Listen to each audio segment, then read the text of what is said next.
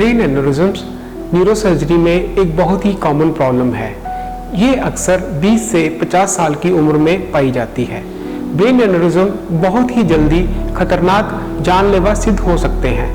मैं doctor Bharat Gupta कार्डिनोवा hospital Jalandhar में काम करता हूं और मैं आज आपको ब्रेन एन्यूरिज्म के दो definitive treatment options aneurysm clipping और एंडोवास्कुलर कॉइलिंग के बारे में बताऊंगा।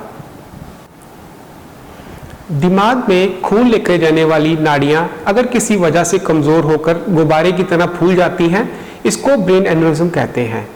ब्लड प्रेशर ज़्यादा होने की वजह से ये बैलूनिंग कभी भी फट सकती है और दिमाग में बहुत सारा खून इकट्ठा हो जाता है, जिसकी वजह से मरीज को सडन बहुत ज़्यादा हेडेक हो सकता है या उसका शरीर का कोई अंग काम करना बंद कर सकता है। ऐसे पेशेंट जब हमारे पास आते हैं, हम उनका सीटी स्कैन करते हैं, जिसमें हमें पता चल जाता है कि उसके दिमाग में खून इकट्ठा है और उसके बाद हम एंजियोग्राफी करते हैं, जिससे हमें पता चल जाता है कि उसका एन्यूरिज्म की मॉर्फोलॉजी और उसकी लोकेशन कैसी है। क्योंकि हमारे लिए ये जानना बहुत ज़रूरी है कि एन्यूरिज्म का साइज और लोकेशन कैसी है।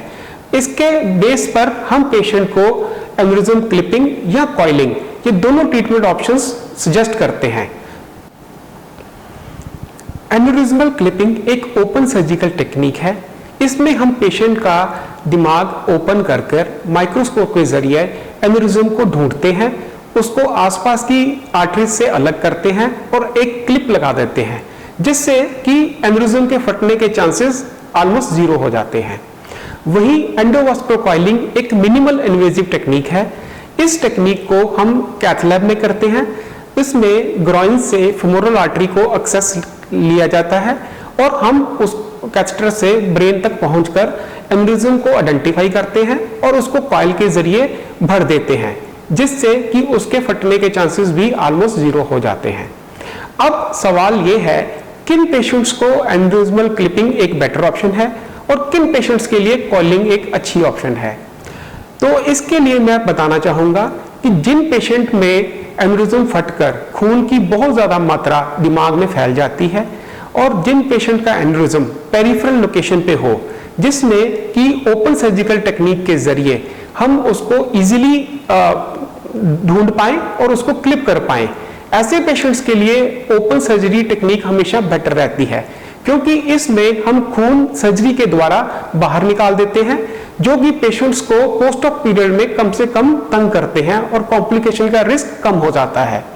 बहुत सारे पेशेंट्स में एन्यूरिज्म की लोकेशन सर्जिकली इनएक्सेसिबल होती है कि सर्जरी से क्लिपिंग करने का रिस्क जो है वो ज्यादा रहता है और कई बार पेशेंट्स में खून की मात्रा दिमाग में कम फैली होती है।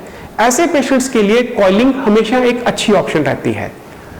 ये सारा कुछ डिपेंड करता है कि पेशेंट की ब्लड की स्पिलेज कितनी है और उसकी एन्यूरिज्म की लोकेशन और मॉर्फोलॉजी ये दोनों कैसी हैं। ये दोनों फैक्टर देखकर ही हम पेशेंट को सजेस्ट करते हैं कि आपकी सर्जिकल क्लिपिंग बेटर ऑप्शन रहेगी या एन्यूरिज्मल एंडोवास्कुलर कॉइलिंग आपके लिए एक बेटर ऑप्शन रहेगी।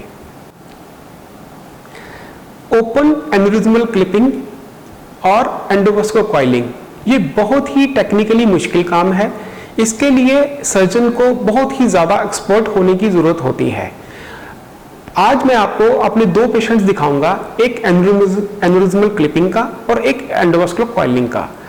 ओपन सर्जरी में सर्जरी का रिस्क 10 से 20% रहता है, कॉइलिंग में इसका रिस्क 5 से 10% रहता है।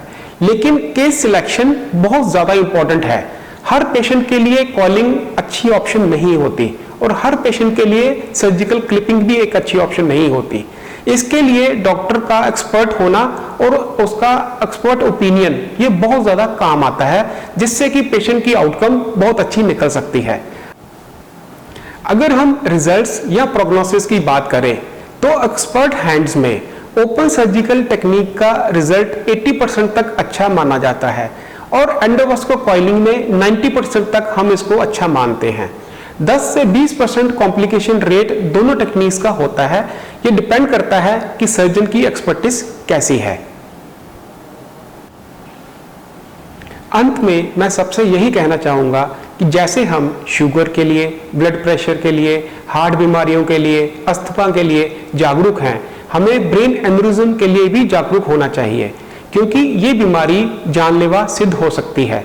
अगर किसी को सडनली बहुत ज्यादा हेडेक होता है या उसका शरीर का कोई अंग काम नहीं कर रहा, तो हमें एटलीस्ट एक सीटी स्कैन जरूर करवाना चाहिए, ताकि अगर हमारे दिमाग में कोई ब्लड स्पिल्ड आउट है, बाहर निकला हुआ है, तो इस एन्यूरिज्म को जल्द से जल्द आइडेंटिफाई करके इसका इलाज कराना चाहिए और इस बीमारी से बचना चाहिए। धन्यवाद।